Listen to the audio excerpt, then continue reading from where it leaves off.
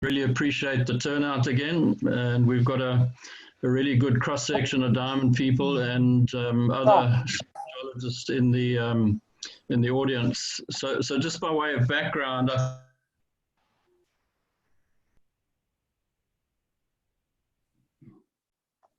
can you hear me now? Yeah, sorry, yeah, can you hear you? Yeah. Okay. So Jim doesn't need a lot of introduction. He started off his career as a field officer with De Beers, and then tells us he saw the light. He went back to university. He graduated again at Rhodes, another of the Rhodes gang. And he's then spent a long and distinguished career in this business. He's been in exploration and had successes in the exploration side of the sector. And then importantly, he's been able to take deposits and actually turn them into mines and mine things economically. And if you look at the number of kimberlites out there in the big wide world, I mean, kimberlites and related rocks, probably over 8,000. There are very few that have actually been turned to account economically. And Jim's one of the persons that has done that. And most of all, he's done it with kimberlite fissures. And he's going to talk to us about that today. So thanks, Jim. Thanks for making the time and putting all the effort into preparation. And we look forward to your presentation. Go for it. Right. Thanks a lot, John. And good morning, fellow Overberg Geoscientist participants this morning. It's a pleasure for me to be able to speak to you and do a presentation. John got hold of me a couple of months back and asked me to put something together, and we eventually decided on the title that has been advertised, The Secrets of Successful Fissure Diamond Mining. And since that time, I've spent a lot of time trying to put something together to pass on the information. I have been helped to a large extent by Henny, who's our moderator there, and he's been beating me on how to use this instrument in front of me for Zoom presentations. And then our geologist on the mine, Jan Rust, he's been with me for about 18 months now. Jan has helped a tremendous amount in putting together this presentation. And also he's going to help me drive this machine today in case something goes wrong. Please don't blame me, you can blame Jan. So the title, as I said, is Secrets of Successful Fissure Diamond Mining. I presume you all know that fissures stand, that pipes and blows stand on fissure systems, and that the fissures are the feeders of the pipes that we all chase around and look after. But the fissures beneath them are very lucrative operations if you manage them correctly. The title again, Secrets of Successful Fissure Diamond Mining. I just put it out in the beginning. There's no secrets. There's a situation, the thing has a contained revenue, and it is under the ground, and you've got to do it correctly. If you don't do it correctly, it will drag you down. So you must be careful. Just apply all the principles that you should be applying, and then it'll work very well. So again, no secrets, just apply yourself. So we go, where are these fissure mines? In South Africa, there's a host of fissure mines, many of them. A lot have been used by unscrupulous dealers who enrich themselves by taking other people's money, and then you have a thing that lands up in a failure. However, the ones that we see on the screen are the ones that have made it to some extent or another. I will start on the bottom with the Star mine. That was discovered in the early 50s, and it made it down to a depth of about 450 meters, and has eventually ground into halt, and it's been closed down. You have the Ada and Duplessis in the Kimberley area. That has made it down to about 400 meters. It was discovered in the 60s, and below 400 meters, it has faltered. Close to that, on the Karp Plateau, you've got the Bobbejaan fissure, and that one has made it down to 750 meters. That is quite a significant depth. The Bellsbank, 2.5 kilometers to the west of that, that made it down to 400 meters, and those two mines produce a fabulous parcel of diamonds. And then the last one on here is Helam mine. Helam mine has been going for about 85 years now. It was discovered in the early 30s, and it has never closed down. It had a brief period of care and maintenance, but we're trying to revive it again. The simple thing about these fissure mines that you see here, at one stage or another in their lives, they were money spinners. Normally it was when they were closer to surface, and then everyone says, no, well, it got deeper and more difficult and whatever. I can tell you this, that getting deeper does not really enhance the difficulty factor more. When you're underground, you're underground. You're 1 level or 2 level or 20 level, you're underground, and you've got to play by the rules. And you have got to adapt to the changes that are going on about you. If you don't adapt and don't adapt correctly, well, your mind is going to close down. So I'm going to run through some of the characteristics and things of these fissure mines. I'll put out those things, and then I'll try to summarize what we're trying to do at Helam. The facts on these fissure mines, they've only been mined successfully in South Africa. Nowhere else in the world has a fissure mine been successfully mined. There are a lot of fissures in Sierra Leone, but yet none of those have made it. And South Africa remains the only place where they've been successfully mined. They are always low tonnage operations, and they have a comfort zone. Don't think you can double up your tons or quadruple your tons easily, because, as I said, they have a comfort zone. You live within that comfort zone, everything works well. You try to push the envelope, it will knock you down. They have always been labor intensive, and this is probably the reason why they were successful in South Africa. But then you look at Sierra Leone, it was the same kind of labor regime. They just did not work there. So they are labor intensive, and historically they produced about 2% of South Africa diamonds. When I say historically, I'm talking about the heyday when they had the Kimberley pool going, you had the Kimberley mines going, you had the Finch mine going, and this is before the days of Venetia. And these mines between Dan Carl, Bellsbank, Bobbejaan, Ardo, Du Plessis, Star, and Helam produced about 300,000 carats per annum. So that is the situation. You had these deposits that produced a lot of diamonds, and the situation is currently you have none.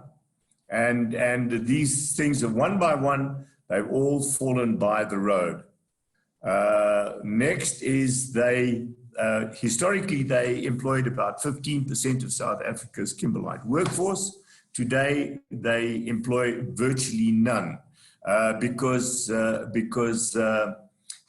the changed circumstances, and the people have not been able to adjust to the changes in circumstances. Right, as an example of a fissure intrusion, this is the Bellsbank deposit. You can clearly see you can go to the Bellsbank area and you've got these cracks running all over the surface, and that is what they look like. And this is a blow that is standing on the dike, and I will be coming back to this slide later on in more detail. This is another example of a blow and a dike. You can see the dike down there. You can't really see it here. That's where the trace is. But this is the Phoenix pipe, or the Phoenix blow on the Star mine. So that gives you an idea of what they look like. And now we go into the characteristics of these economically mined fissures. They always intrude as a host of spheroidal shaped sheets. And these sheets were described by John Gurney and Melissa Kirkley. And John, he's been into every diamond mine in the country, probably in the world as well. And they describe these things with having had a look at a lot of the fissure mines. And so you have these discoidal shaped intrusions, and somehow these intrusions all make it through to surface or close to surface. They do not necessarily go through to surface. The average width of these things where they've been successfully mined sits at about 70 centimeters. They might thin out on the edges down to 30, 20 and things like that, but there they don't get mined. And in the middle, they maybe get up to 80 or 90 centimeters. That comes with its own difficulties, but overall, they seem to average around about 70 centimeters in thickness. The strike length of these discoidal sections is variable, and they can get up to 500 meters in length. And when you have it in 500 meters length, depending on the mining method you're doing, it's very nice. But if they are shorter strike lengths, then it's problematic because you've got to re-establish stopes every time it steps. The strike length of the whole system can get up to 15 kilometers. I've seen examples like that. One I quoted is the Star Dike Swarm. They extend from a farm called Stinnie's Rust in the west, where people have tried to mine them unsuccessfully, to the Driekop mine to the east of Star. That's a total distance in excess of 15 kilometers. So there's a lot of the stuff around, and they all follow this N echelon and discoidal intrusion shape. The situation with these things, they occur in dominantly N echelon lenses, and you can see they have horizontal N echelon lenses. Get a step, goes across there, get a step, goes there, get a step, goes there. They also do that vertically. There they are, they step, come down, there they are, and they come down. So it's not one massive, long, intrusive sheet.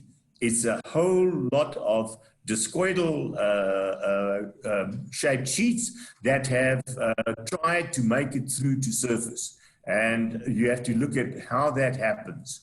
What I've said, this is facilitated by what I've referred to as continuity stringers.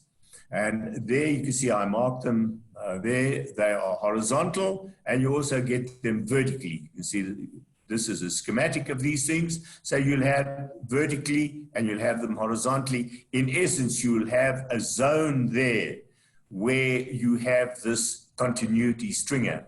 Now, I use the word continuity for the reason that this kimberlite intrusion has enough power, i.e. pressure behind it, to move the Earth's crust 70 centimeters apart. It's not a crust that has been filled up, not a crack that has been filled up by magma that rolled into it. It is magma that has been pushed up from the bottom and has pushed the Earth's surface 70 centimeters apart. And you can imagine the immense amount of pressure that must be around to able to do something like that. So these things I refer to as continuity stringers, that is to maintain the hydrostatic pressure of the fissure system that is busy intruding. So that's what you see in the schematics of it. This is in reality, you can see this is one where you have a continuity fissure there. That was the feeder, and it turns into nothing down there. There's nothing there, and it dies out over, it sends a little stringer up there. That sits as a blob.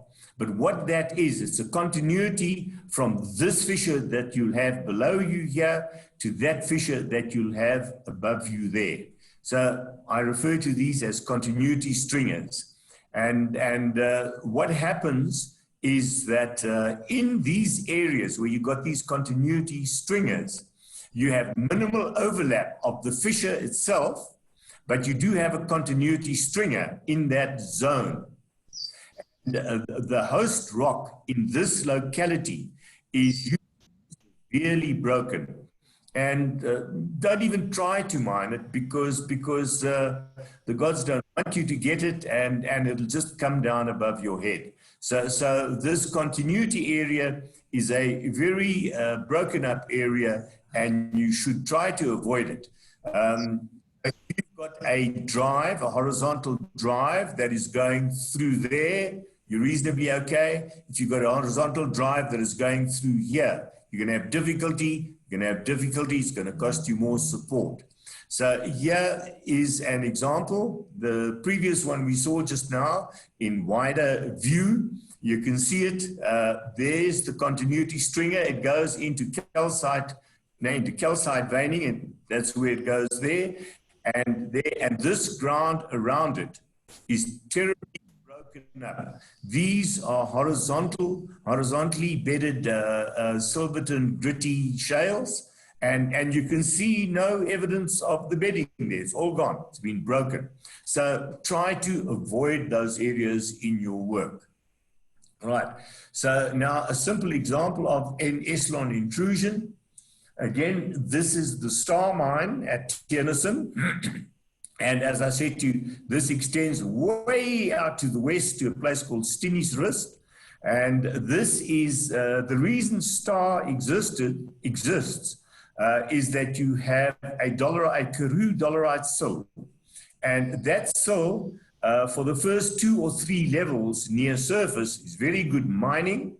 And that sill is a dipping sill, and by the time you get to Wynandsfontein, it is down at 10 level. So Wynandsfontein, this area here is in the sill. This area above it here is in the Karoo shales. So Karoo shales, not a good host, both for intrusion and for mining purposes. And you can see that where you're in the dolerite, it's a good host. The N echelon, that's the Kluwer, the micaceous, the Burns, and then a step to the East Star, and then a step to the Wynandsfontein. Now, the interesting thing, that is the horizontal N echelon. You want the vertical N echelon. East Star goes down very nicely until about 6th level, and 6th level, it disappears. There's no mining here. It steps about 80 meters back, and between 8 and 10 level, East Star is a very robust fissure. It's mined over there, and then it steps back to the north again. So you've got both your horizontal N echelon and your vertical N echelon. And that's an example of how this thing works its way up to surface. So you must know that there are more than one type of kimberlite can be present within all these systems. And like I just mentioned there, the Burns and East Star are, to my mind, the same fissure. The micaceous and the Kluwer are different. And then the Wynandsfontein is a totally different one. It's got a totally different set of indicator minerals. And they are not all the same. And then running parallel to those fissures, about 60, 80 meters to the north of them, is a totally barren fissure. And so you've got to know which are the correct ones, what you are mining, and be careful that you mine the correct things. Here's an example of multiple intrusion. This is at Helam on the 3rd lease. You can see there's little stringers put into the sidewall of a earlier fissure intrusion, and you can see that earlier fissure intrusion has been wiped away. It's been wiped away by successive pulses of magma intrusion. And on this one, it's actually anyone who knows these kimberlites, you can see there are no mantle xenocrates. So this fissure doesn't have diamonds. And so you've got to know your fissures, and also you've got to then know all the other aspects that make mining them a successful place. Right, so now we're going to go to, that was the academics, or some of the academics of the fissures. We're going to go to the mining methods. As simple things, these ore bodies do not readily lend themselves to bulk mining methods. If you're going to try and make it a bulk mine, you are going to probably fail. And I think one classic example, although it's not a fissure, everyone is aware of it by this time of the day, is the Snap Lake deposit in Canada. That is it's an inclined sheet, but it's inclined sheet intruding the same way that fissure deposits do. And if you try to ramp it up, you're going to run into difficulties. So you have to keep your development ahead of your stope faces. And this is merely because the stope is at some stage is going to pull a trick on you.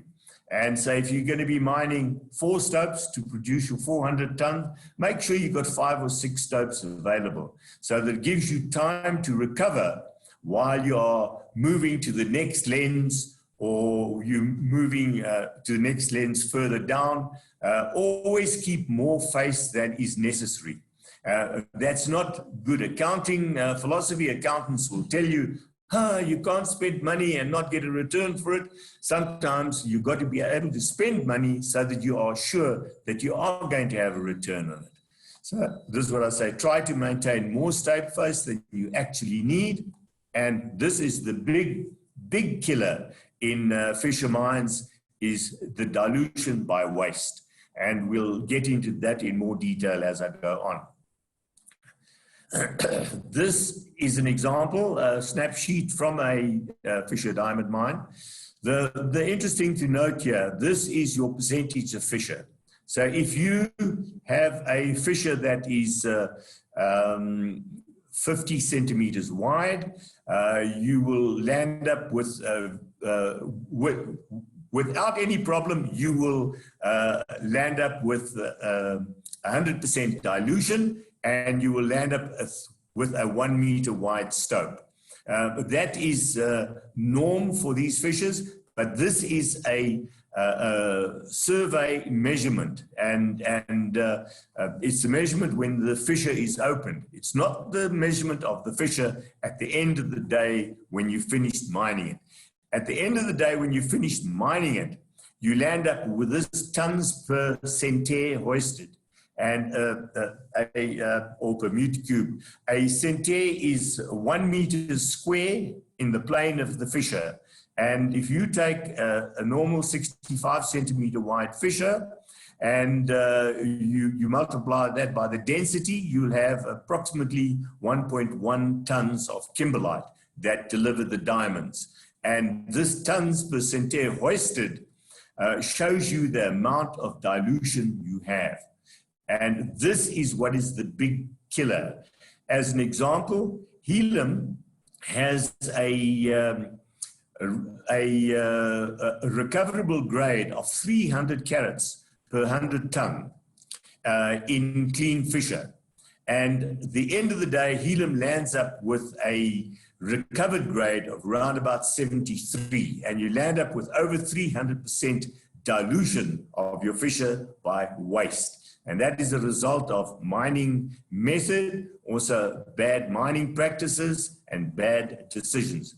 The similar situation exists with the Bobbejaan dike down in Bellsbank, where you have an in situ recoverable grade of around just over 70, and you battle to get 20 carats per 100 ton out of it.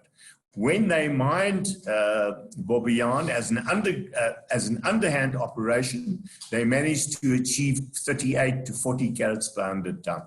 And the same situation for Star, where you have a in situ recoverable grade of about 77, It is an underhand mine, and you get a grade there of, if you do everything well, you get 35. So your waste dilution, you've got to look after that all the time. So this is an example now of waste dilution. We're going back to that shot I showed you in the beginning, and this is at Bell's Bank. And you'll see there is your fissure in the middle, and there is your parallel cleavage with that waste that always comes away. And if you look a little bit further, you can see there's another pillar, and you can see there's your parallel cleavage. If you look inside here, you can see there's your parallel cleavage, there's your parallel cleavage there. It is always there, it doesn't go away. If you look at this picture a little bit more carefully, I've drawn a couple of lines there. You can see this, you can extend them down. You can see this is the parallel cleavage that came along with the intrusion of this kimberlite, pushing the Earth's surface apart by 70 odd centimeters. So if you take a look at this thing, and remember what I was saying about waste dilution, here you already have 100% dilution. And you take this little arrow and you go up with it, and you see what has happened to that stope. And you look inside there, on this side where you can't really see them, but you can imagine, you can almost imagine those things are there. You can see there, your parallel cleavage is there, there it is, and that falls away. And this is what causes your waste dilution. And so if you mine it well, you're going to get 100% dilution without a doubt. And then if you now start disregarding all the things you have to do, you are going to get more waste into your system. So we take the mining methods. Traditionally, there have been two mining methods. One is underhand. That is when the ore that you're working on is beneath you. You stand on top of it and you drill into it. And the other one is commonly known as shrinkage. It's overhand. Overhand refers to the ore that you're working on is above you, and you have to work underneath it. So those are the two methods, and they have their special applications and drawbacks and advantages. I'm going to go through them now, and we'll compare one to the other as we're going on. And we start always with overhand on the left there, and overhand is more cost effective and used for larger tonnages in fissure mines. Underhand is less cost effective, and it is used for smaller tonnages.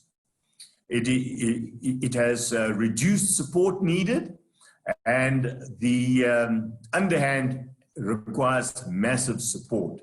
I'll just elaborate on that massive support. It's not only the cost of the timber, it's the cost of inserting that support as well. That really is the killer in that one. We go to the overhand, it is less labor intensive, and we go to the underhand, it's very labor intensive. For that exact reason I've just been explaining over there. You have more dilution in your run of mine, so you can have a lower grade, and it's a much cleaner run of mine, and you can have a higher grade. It can be used for poorer sidewall conditions, and that is merely the fact that your muck pile supports your sidewall until you are finished mining it, and you finish mining it when your dilution starts killing you. And this needs good sidewall conditions, otherwise you can't do it. We continue with those.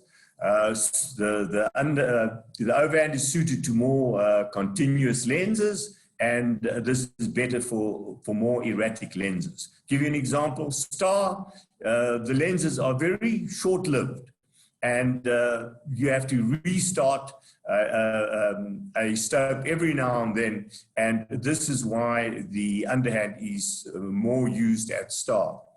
60% of your ore is locked up for several months. That's the muck pile that you're working on.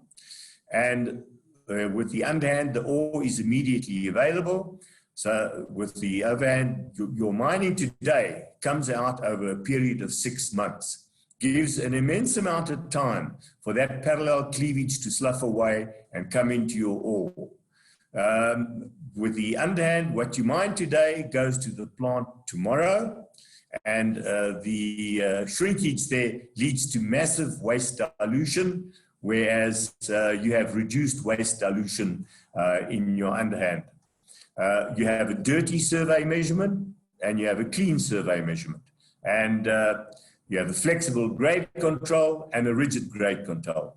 This dirty survey measurement is it's a thing that plagues minds, because you never know exactly how many centaurs have been mined, because guys can't get into stopes, and I'll show you why just now.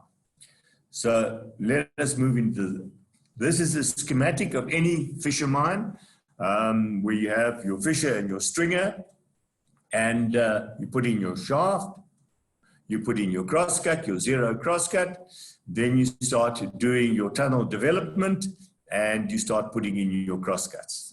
That's a schematic for any mine. It's the same. You have, as you get deeper, your distance to fissure must increase, and your distance between crosscuts has to increase.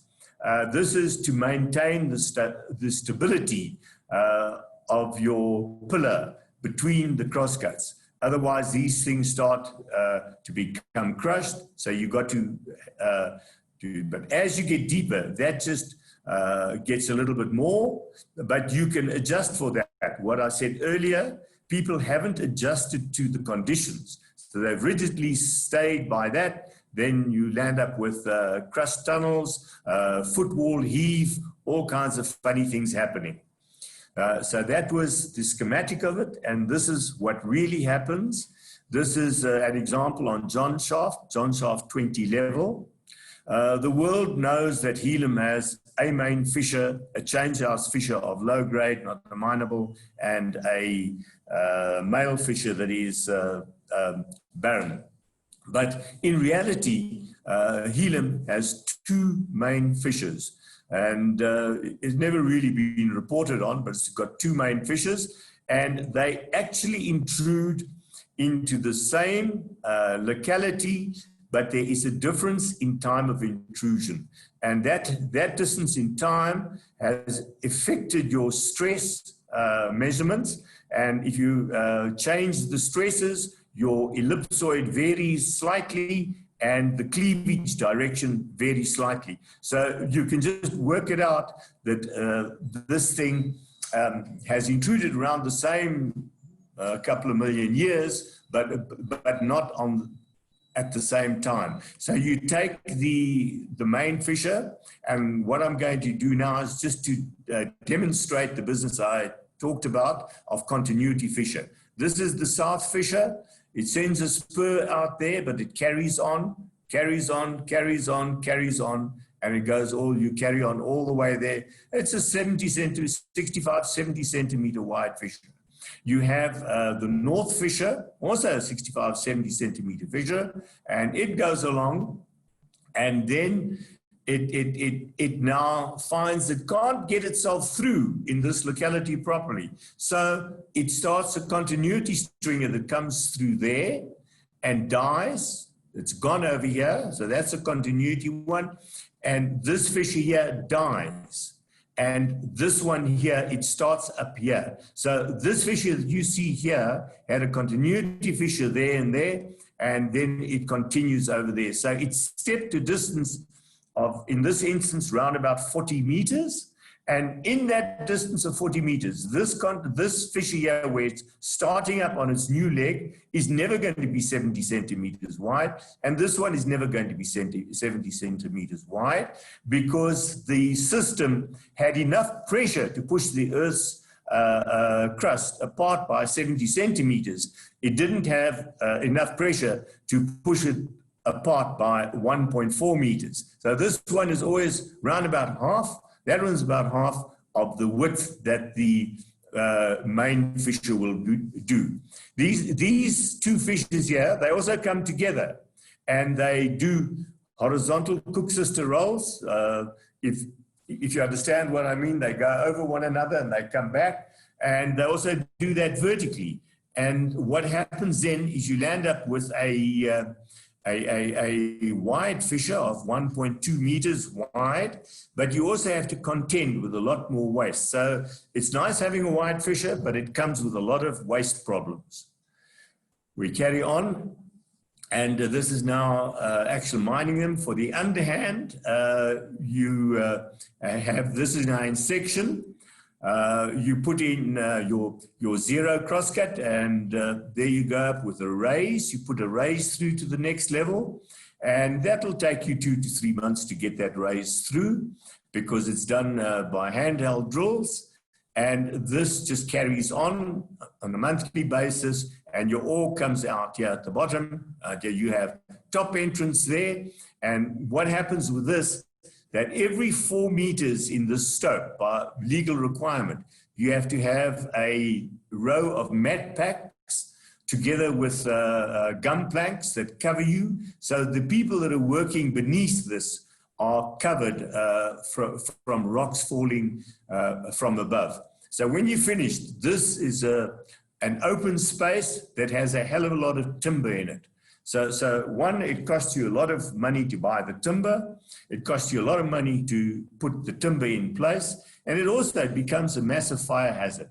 And so you've really got to be watch out, because what happens, miners tend to hang their igniter cord over poles, and you can very easily start a fire underground.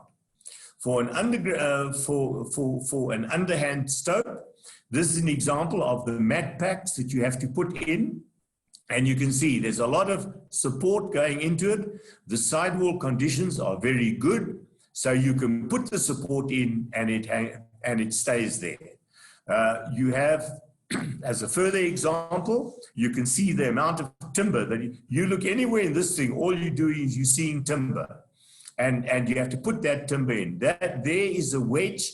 In the gold mines, they have fancy acro props and things that you blast up with air. In the Fissure mines, these things are put in place, held in place, and then you put a wedge in, and that's wedged in place with a 14-pound hammer, and you've got several of those around.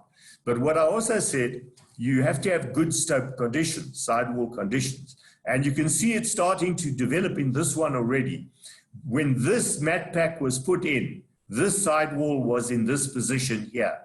In the time that we've this has been mined for several months, this sidewall has already fallen back 6 or 7 inches. And if this continues, you have a sidewall with broken ground here and broken ground on that side, and eventually this whole thing collapses down on the people. So these underhand can only be used if you have stable ground sidewall. Now we move to the overhand, and just imagine for the underhand, I showed a raise that goes through, and what should then happen is you put a raise up. It takes you about 2 to 3 months to put that raise through, but you get to a situation, and this I can vouch for you. At Helam, we encountered this. At Bobian, we encountered this, and that the fissure does not allow you to put a raise through. It comes down around your ears before you can get halfway up. And so what happens then is you should have a raise that goes through there. It is overhand. Your stope should advance in that direction because you're working with your ore above you. You drill into that and you blast it. So what happens, I'm going to show you in the next slide, this raise does not go in there. That stope doesn't march in that direction, but actually lands up marching in that direction. So I'll show you what happens in reality. Yeah, you got a situation where guys started trying to put up a raise, they couldn't get up. So you come in with the next crosscut and the next crosscut, and they start lifting that. And then they come into the next crosscut and they start lifting that a bit further. And then they come the next crosscut, they can't get in. So you come in the next crosscut and they get in there like that. This is taboo. You should not have a thing like that. So you have a lot of difficulty in mining these things, and you have to be very sharp how to do it. So what happens normally here is they lift the stope like that, and eventually you land up with a stope that is now moving in that direction, as opposed to a stope that should have been moving in that direction. So it's now moving in that direction. And then just why this slide is up is that you can see every one of these lines here that is dotted means that the surveyor did not get in to be able to measure the fissure width and the stope width. So yeah, all these months you can see they didn't get in. At the end of the day, he didn't get in. And it's given that it has fallen through to the next level. So with overhand mining, you are supposed to have top entry. You're supposed to blast here every day, come in from the top, make safe, and then blast the next day. So I'm going to go on to the next one. And what happens now, I've explained to you how this happens, where you should be advancing in that direction. Your stope, because of the difficulties, you're actually advancing in that direction. So what now happens is you should have top entrance there, but you don't have top entrance. So the guys come in from the bottom, and they blasted this. After the end of every blast, this expansion cavity, which is about 2 meters, is filled up with fissure and waste. You come in the morning, they draw it down, and then they make it safe and they support it, but all done from the bottom up. So the net result here is you don't have a top entry.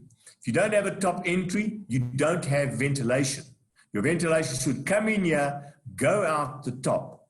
So you don't have ventilation, you have a lot of dust. You also overheat and the guys get hot.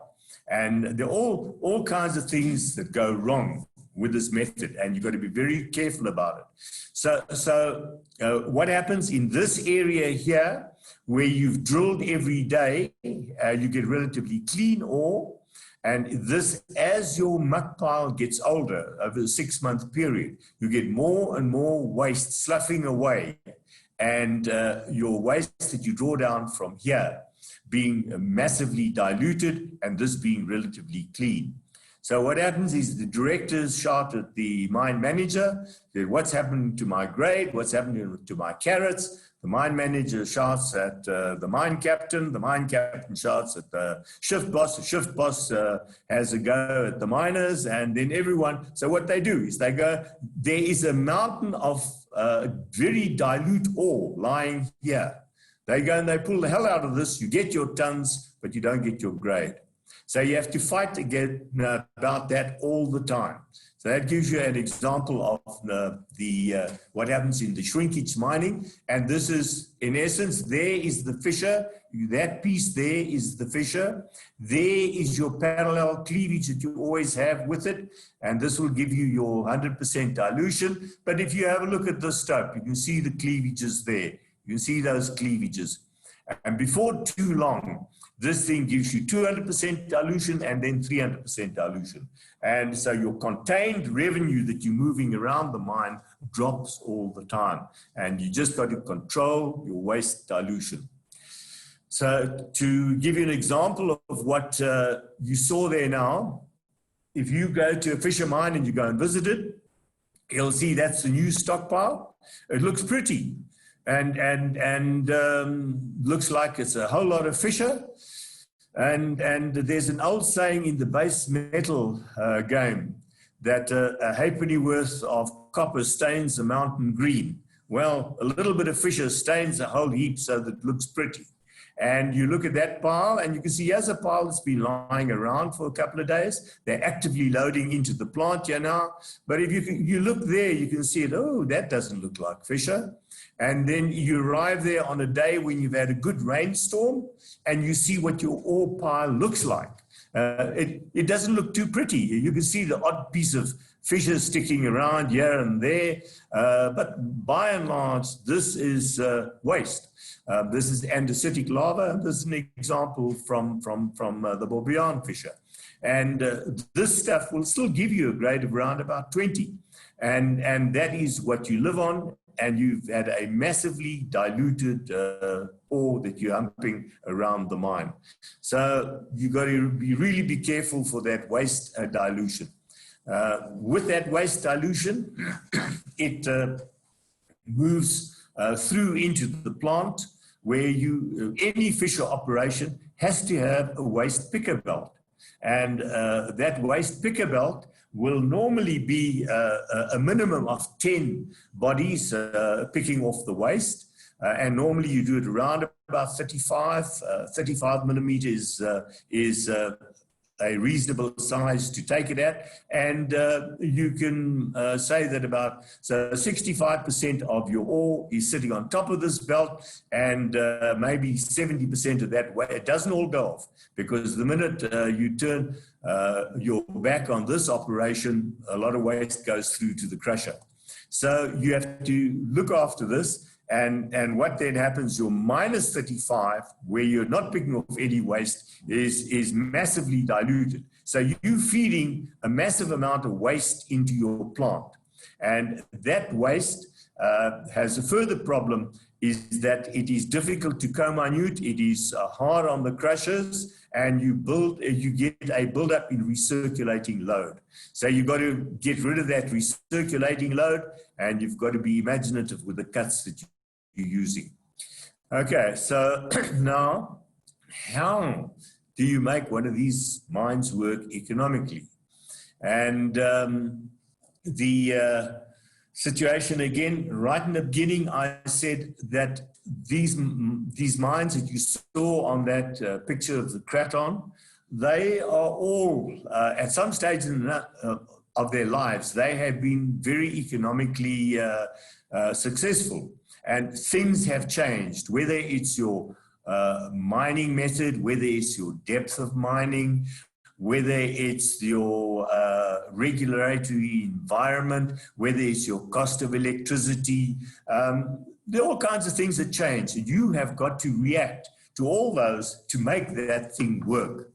So with Helam, we know we've got a very nice resource. We got a 1.5 million carat reserve, and another more than 1.5 million carats in resource, and that is open-ended. So Helam has got plenty of stuff, and it contains the goodies. We know that the in-situ recoverable grade, I use that word recoverable because when you talk to geologists, they'll come up with resource. They can say, oh, but what about your fines? What about your plant losses? All Helam, Star, and Bourbion, we did back calculations on the recoverable grade, i.e. taking into account your plant losses as well. So you have an in-situ recoverable grade of 294, I think it is, to be exact. Now, what you land up with the recoverable grade is entirely what you've done or done wrong in your mining method.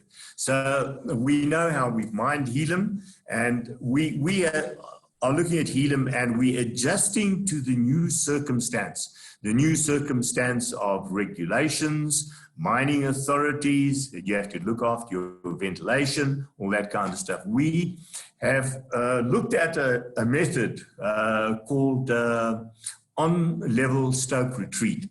Now, on-level stope retreat is merely a front cave or a sub-level cave. In a big kimberlite or anywhere else, you got your ore body, you do your development in your ore body, and then you retreat. So this is just, we're doing a sub-level cave on a fissure, and we've called it on-level stope retreat. So what happens with this? We are going to change the flat end development, will be increased to 2.5 meters.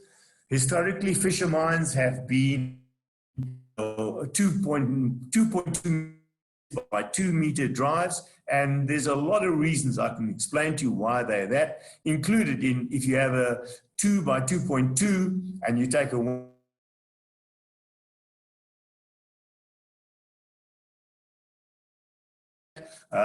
because you now have a situation where we can accommodate load haul dumpers. And in recent years, sorry, Jim, can I interrupt you for a moment?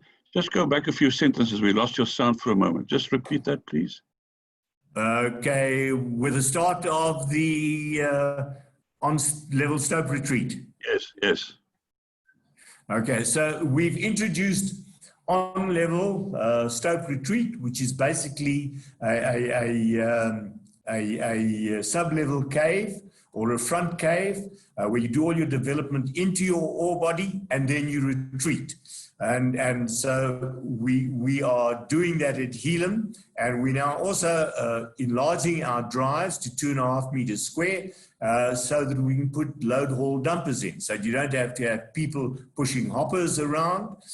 Traditionally, you'd have 100 to 150 cross strammers pushing hoppers. Now you just put in 2 load haul dumpers. And so you adapt to the situation. TMM equipment has been available for a long time, but not narrow vein TMM in South Africa. In America, Mexico, Canada, you've had narrow vein TMM for quite a long time, but it's never caught on in South Africa because it's never really been needed. So that is what we're doing here and how we're going to change it.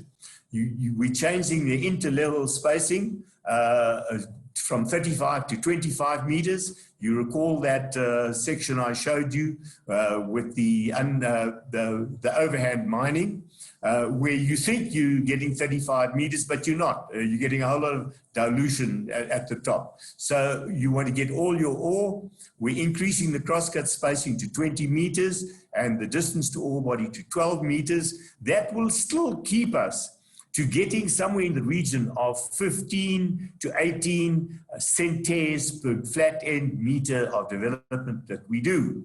And for every flat end meter of development at Helam, if we have a grade of 65 carat per 100 ton, we will be opening up $3,000 worth of diamond. So you shouldn't be scared of doing that because you can now move it mechanically, and you'll see further on what happens with these things. So while stoping, the Fissure drives will serve as second outlets. That's a technical thing. So what happens now, we maximize the financial return by reducing the waste dilution in the ore. We optimize the mining method, and we designed the layout to cater for generally weak kimberlite, because kimberlite is an MPI around about 40, 45. So it is a weak rock, and we massively decrease the labor requirement, we remove all people from stopes. So now in the past, you had people in stopes, you didn't have second outlets. In this instance now, we won't have any people in the stopes. We're also going to remove all dust dilution as the new method allows for wet drilling. So just a quick run through of the schematic of that. You put in your shaft, you put in your zero crosscut and your tunnels, and you go onto the fissure. The next one is you put in your fissure drives either side of you. And so that becomes your entry point. And from this point, you start retreating. And you'll see we've changed the spacing to 12 meters and 20 meters. And then you go to the situation. So now the most difficult one in this, getting your on-level retreat going, is your break point. What you need to do is you then have to start breaking from the bottom. And you start with a short hole, 2 meters, then 4 meters, then 8 meters, then 10 meters. So this will take you 2 to 3 weeks to actually establish this. And there are drilling machines available, the old traditional S36 or the S20s. They can do 25 vertical meters, and you make your break point. Once you got your break point, you now start retreating in your fissure drive that you've put in, and you drill one or two rounds, and you blast them and you pull them out over here. And what happens is that you put in a first, second, third level, and what you don't get out from this crosscut here, you get out from that crosscut. Every crosscut is staggered. So what you manage to leave behind, you get later stage, but not too much later. The beauty of this thing is what you've drilled and blasted in one day, you take to the plant tomorrow. So your waste dilution hopefully will be closer to 100% than 300%.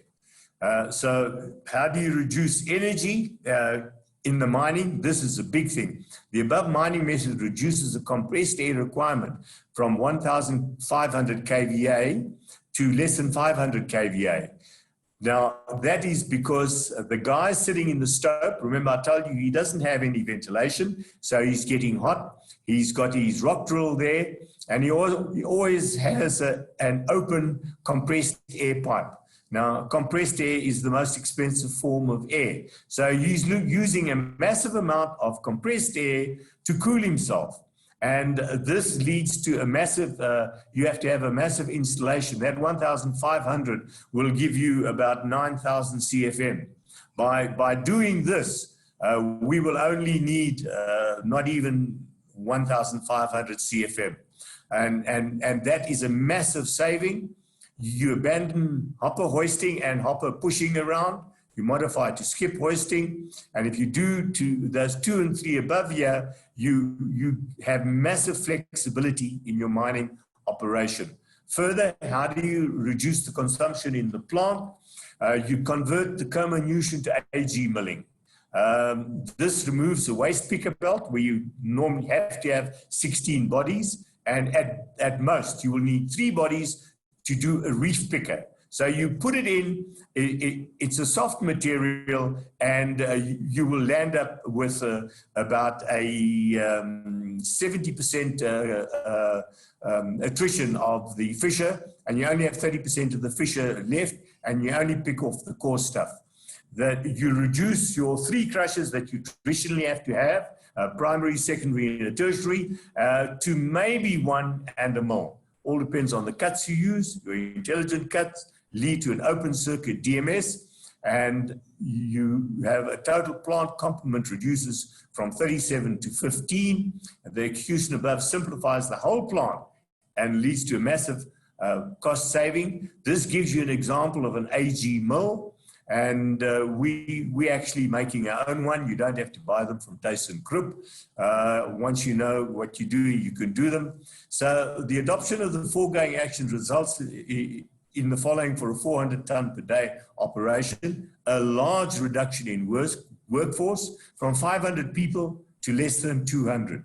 Large improvement in mining safety, removal of all dust pollution, unlimited ore hoisting capacity, large reduction in power requirement for mining and plant. A very simple, low maintenance plant. So that is the story in the time I've been allotted. I thank you very much. And any questions, I hope to be able to answer them for you. Thank you. Thanks, Jim. That's fantastic. Okay, people can open their or unmute their Zooms and unmute their mics. Thanks, Jimmy. That was really good. And I'm glad that the communications worked like a bomb. We've got John James wanting to ask something. John? Yeah, I've worked on scoping studies and feasibilities as a geotechnical engineer for several fissure projects like this. I don't know whether any of them ever came to fruition, because from what you've just described, none of them did. Your modified method, which you're considering, is pretty much the one that we've found in the scoping studies might be advisable. The one thing I would question is that with S36 machines, expecting to drill accurately without dilution over 25 meters is probably a little optimistic. I know that in the feasibilities we looked at, we considered that probably a 10 to 15 meter accurate drill with a 75 meter wide fissure length was as much as you could do without getting gross dilution from your blasting alone. The The only other thing that Okay. we considered, it's quite similar to this, is to use the fissure drives themselves to extend out to the limits of each lens, and then put the initial blasting, I always forget the name, gap, there on both sides, and retreat using the fissure drive itself as your main mucking drive as well, which actually reduces your on that plane development requirements. But if you're going to be putting in levels every 15 meters instead of 25, obviously that would increase your development requirements, but it would be on reef development or on fissure development, which does again give you some income. Your comments. Okay, John, thank you for those queries. I come closer to the picture here because I'm battling to hear what you're saying there, but I got it all. First of all, on the direction, you're totally correct. We've had several mining engineers and people who've been versed in the fissure mining for quite a long time. And the directional control on a 25-meter hole is difficult. So if you have a look at the start slide that I gave on making your cut, you will note that those are angled at around about 80 degrees. And that has the benefit that if you put in a hole at 80 degrees, if it deflects, it will normally deflect downward. So it will always deflect in one direction. So on the schematic we got here, the stope holes that you saw in the later sections are vertical. We've modified that. We haven't modified the sketch. And the stope 25-meter hole will always be drilled at 80 degrees. And that'll be because that hole, if it deflects, it normally deflects downwards and it'll always deflect in roughly the same direction.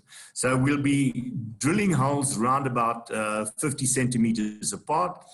For a 25-meter stope, I need to do 2 holes. That'll give me about 1.5 meters advance. And then I'm getting my 100 tons from that stope for that day.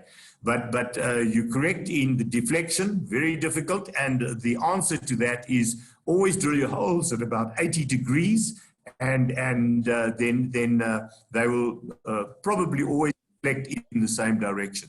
The second thing you asked about is using the fissure drive as your mucking stope. What we're also doing there, again, I said, you know, you just got to be clever about these things. And having people in the fissure drive has always been a problem, because you got, when your fissure drive is about 10 meters long, 10, 12 meters long, you have to have 2 or 3 people in there mucking the stuff back. So what we've done is we've got engineers and clever guys here, and we have made a high torque reel where you will roll out a 3/4 meter wide heavy duty conveyor belt that'll have angle irons on it every 20, 30 centimeters. And before you take your blast, you roll that out. And the next morning when you come back to assist to get that stuff to your center pickup point for your LHD, you reel in that high torque reel. And you've blasted the previous back to the crosscut. So you're correct, and we've got kind of answers for those. Thank you. When I said a retreat drive, sorry, I'll try and speak closer. When I said a retreat drive on the fissure, I actually meant a full 2.5 meter wide drive. So you would be able to drive. No, you can't. LHDs in there, and obviously then you cut above that only to 75 meters. It does entail some support in the fissure drive. It's only a suggestion. Thanks for your answer. John, you can't put with TMM Fissure drive-in. You destabilize your whole stope from the word go. You've always got your parallel cleavage. You have to put yourself out to try to not disturb the dominoes at the bottom. Because if you disturb them, that stope comes down about your ears. So you must try to preserve it. So you will put your fissure drive in, and your long hole drill will be done with not a handheld, it'll be an S36 on a bar, and you will be drilling your long hole in that 70 centimeter wide fissure. Okay, thank you. Right, Stuart Clegg, you had your hand up. Yes, hello, Jim. Great to see you, and thanks for a great talk and the invitation. I have a comment, observation, question regarding the emplacement of the shears in that on echelon fashion. It seems as though they follow the cleavage in the Silverton, but then they jump across. So there must be some kind of shear stress involved as well. What are your comments on that, Jim? Thanks. Well, I don't know if I got it properly, Stuart. Good to talk to you again. But the situation, the stress pattern that exists at the time will produce a preferred cleavage direction, and if you put pressure, it will crack in a preferred direction. And so it is just using the preferred stress direction that is there. And when it can't get out there anymore, it moves to another center point, 100 meters away, 200 meters away, to continue. It is breaking its way through in the path of least resistance, if I can try and put it like that. Yes, thanks, Jim. That sums it up. Has anybody done any structural analyses on? No, no one's ever done that. Okay, thanks.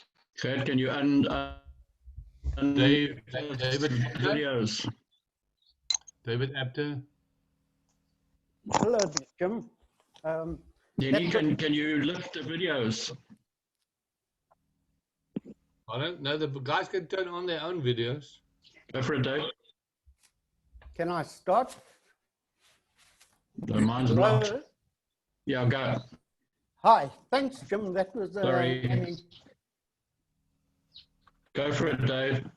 okay. Thanks, Jim. That was fantastic. It was very nostalgic and reminded me of my days as a young boy visiting the Colsteins at Bobbejaan Mine.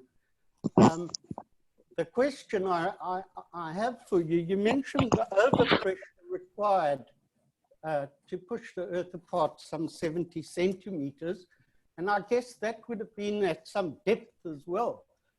Has anybody ever tried to calculate what those overpressures were? Dave, no one has really tried to calculate anything like that. It's never been done. No, we just understand what it does, and we take it out, because the fissure, to a large extent, it plays its hand because they've all been mined from surface.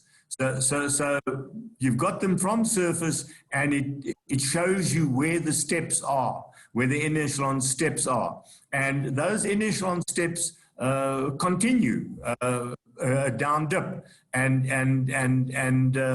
the thing there is they plunge. Certainly they plunge in either one direction or another, but they do that regularly. Thanks, Jim.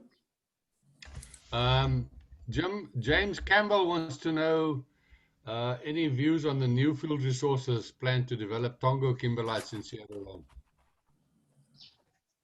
What's that? Could you just...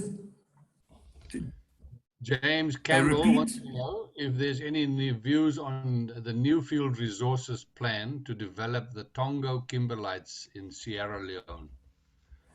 Oh, okay. Well.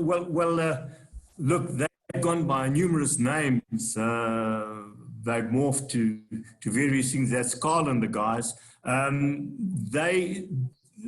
They have put out stuff. I haven't followed it very much. The problem with those fissures in Sierra Leone is that they are very narrow, and there are the same fissure sometimes has multiple ones, especially the Tonga area. So you're going to land up with a large percentage dilution by waste. And that is something that might kill those operations, but you just waste. But I suppose if you look at if you go through to the platinum, where Teresa to the east of Rustenburg has, I think it's the MG that they're mining. They're taking all the veins of chromite that you have, and they are, instead of mining a half-meter wide thing, they're mining a 40-meter wide thing. They're taking all the waste, they're crushing it, and so they don't have to worry about the mining method. They're doing open cast methods, so they skinning that cat in that way. The Sierra Leone ones, I don't know what you're going to do with it, because you're going to have to get rid of a lot of waste in your processing. Thank you, John Bristow. Yeah, Jim, I mean, it's our pet topic, and just looking at what you've done at Helam, it's very disconcerting to see the destruction, as you've seen recently, of the Star Mine and all these other small operations sitting idle. And in fact, I think you said the other day that Bellsbank's also been flooded. And that goes back to, you know, having a system and policies that make this business in sort of the small medium sector more favorable for development. I mean, do you want to share a little bit of your frustration having got this far? John, well, I've got plenty of frustration. I don't think I should vent too many of them, but certainly the regulatory environment has become very severe. But you can understand that the guys want to have safety up front, and so you've got to play by the ball. And so this is why in the Helam, you know, the old mining method, which will not work today. You could have done it in the past. You can't do it today, but there's a clever way around doing it, and it actually benefits you more. So it's good that you get pressurized from that point of view, but having communication with the authorities on the licensing level and things like that is difficult. The exploration, I don't even want to do exploration, because before you even start doing something, kind of you go there and they say, okay, so where do you want to drill a hole? You say, no, well, man, I want to do exploration before I can decide where I want to drill a hole. Okay, how many holes are you going to drill? Well, we don't know how much the anomaly is going to be. Oh, how big is the anomaly going to be? Oh, we don't know if it's there. You know, this is the kind of thing that you have. You have a total non-understanding of what exploration is about. And you have to go through the hoops of the archaeological checkout, and before you've got a license, you've spent close to R1 million, and that just kills the Afrikaans with the sniffelaar, you know, the guy, the prospector. So they've successfully killed.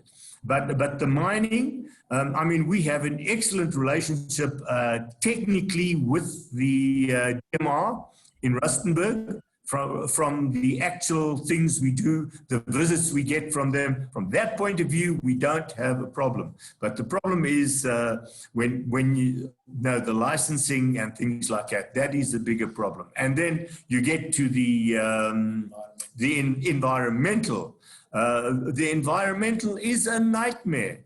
You know, if you spring a leak in a pipe over here, it's an incident. How big must it be before it's an incident? And then you've got 24 hours in which to report it. If you don't report it, it's an offense. And I mean, it's absolutely crazy.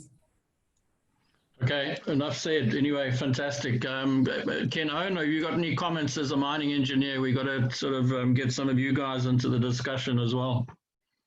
Sorry, John, can you hear me there? I don't know how to use these things, you know. It was before my time, this Zoom stuff. We can hear you, that's all that counts. Can you hear me? Yeah, we can hear you. Hi, Jim.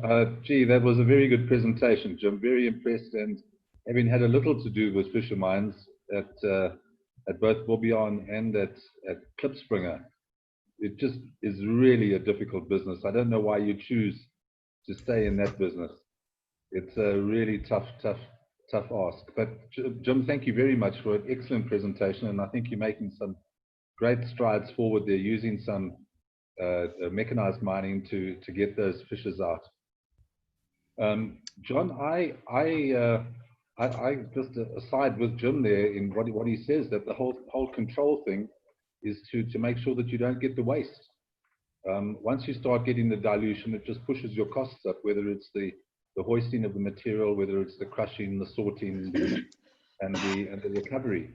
And I think that what you're doing there, Jim, if your fissures allow it, I think you're going to be able to get a better control on your waste dilution. Other than that, yeah, you certainly highlighted all the issues on fissure mining. Thank you very much. Great stuff. Thanks. Ken, Thanks, Ken. Ken, thank you. From Mike Shaw. Or you want to first say something, Jim? No, I just want to say thank you to Ken. Nice to hear from him again. And yeah, as I said in the beginning, curveballs are thrown at you, and you either handle them or you let them get you down. And as I said, if you're underground, you're underground, whether you 1 level or 20 level. The only difference there is you have to hoist the ore further and you have to pump your water further. Those are the only two things that are different. The rest is the same. You can handle stress levels by speaking to the geotechnical guys, and you set up your spacings. Everything else remains the same. It's just the people that manage it, the people that don't manage it, etc., that pull you down. Right, thanks. Thanks, Jim. Thanks again.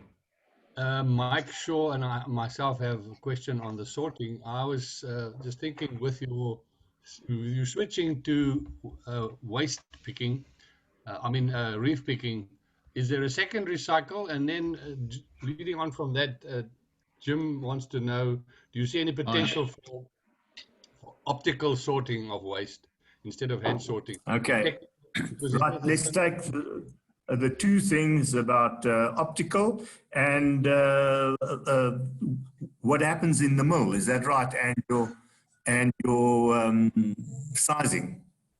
What we've done is at Helam, we're one of the few people few companies that have a kimberlite research license. I can do whatever I want to with it. And so we've got a little lab-sized mill, and between Jan and myself, Jan has been tremendous in helping me do all this stuff. We've done different iterations, and we find out that if we have we're going to put up a 2.7 meter AG mill. It's basically a glorified scrubber, but it's 2.7 meters and it'll work as an AG mill. We will be able in first pass to get a 72% attrition of the kimberlite. So we then also look at what goes to -6. -6 is your discard size. you land up with the zone between 6 and 16 millimeters. Now, Helam, my feed size to the DMS will be 16, because in my life at Helam, which is many years, we have never had a gem bigger than 15 carats. And 15 carats is a 12 millimeter stone. So I might take that 16 millimeter down to 13. And so we take 13 to minus 6 goes to the DMS and gets sent away. And in that, we're sending away about 1.7% Fissure, I think it was, 1.7% Fissure, and it's 1.7% of fine stuff. Ladies don't like micro diamonds. So let them, that is the poor part of your thing. So you send it away. So what we're then doing is we are sending the plus 50 after it's been through the mill. We're sending the plus 50 to the crusher, and then we're feeding it back into the mill again. And that plus 50 percentage, I think, is something like about 5% of the Fissure feed. So you will do a reef pick as opposed to doing waste picking. You'll do a reef pick. That reef pick, we've worked it down to, we will need a piece of kimberlite off the belt every 1.5 seconds. That is, you have 2 people doing that. So that's 1 piece of Fissure every 3 seconds. That means that you have 1 rotational guy and you man the picker belt with 3 people, as opposed to having 16 waste pickers. Now, what about the optical? The optical, don't even try it. You know, you give a guys an optical sorter, and they cost now about, I think, 10 million. This is what you call the NIR, the near infrared optical sorters.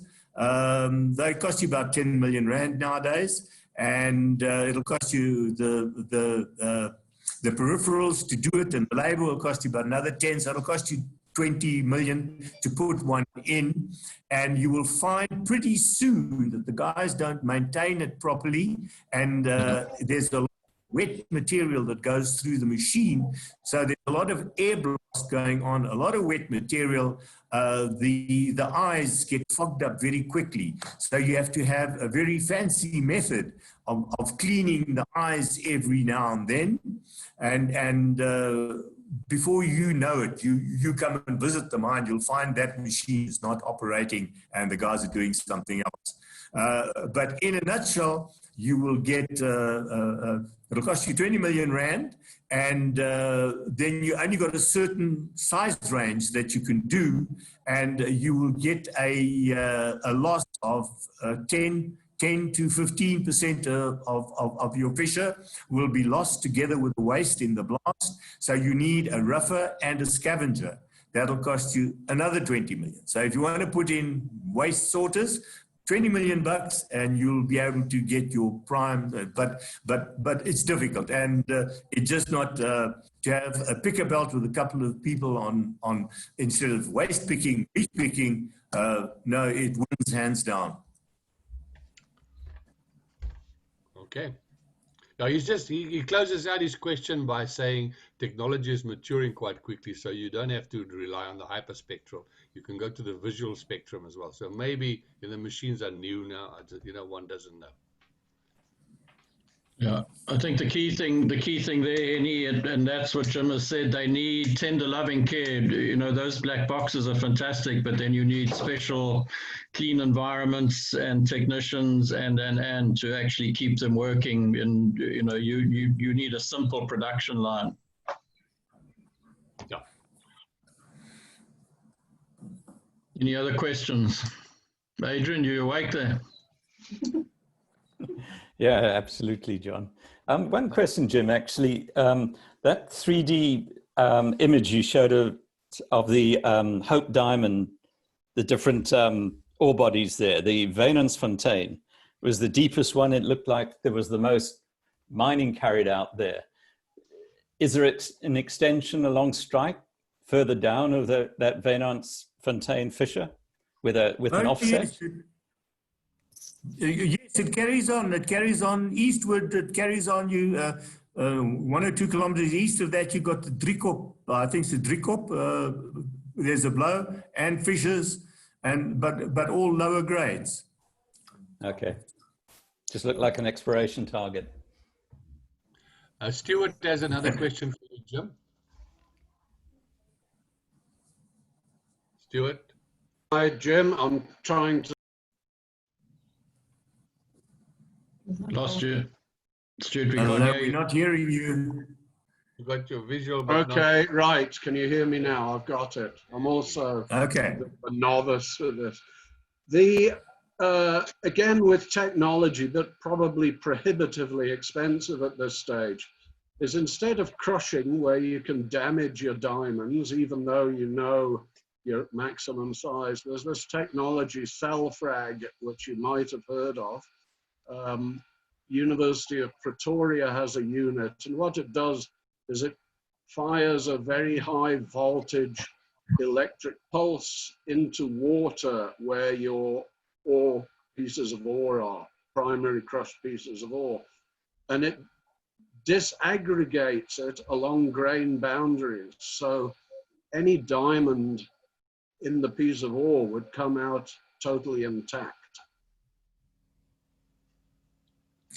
Okay, Stuart, can I reply on that? I'm aware of the technology, but the unfortunate thing about that, one is to a large extent it's untried. Secondly, it's going to cost a huge amount of money to do that. And then thirdly, now in diamonds, I don't have type 2 diamonds here, so I don't have to worry about big ones and things like that. I have this philosophy that if a diamond can be crushed, it should be crushed, because you want gems, you don't want the rubbish. And it's mostly the rubbish that it has cracks and things like that. Gem diamonds don't get broken in the crushing process. So further with that, I've gone to AG milling, where we got comminution by milling. So we're getting rid of the crushers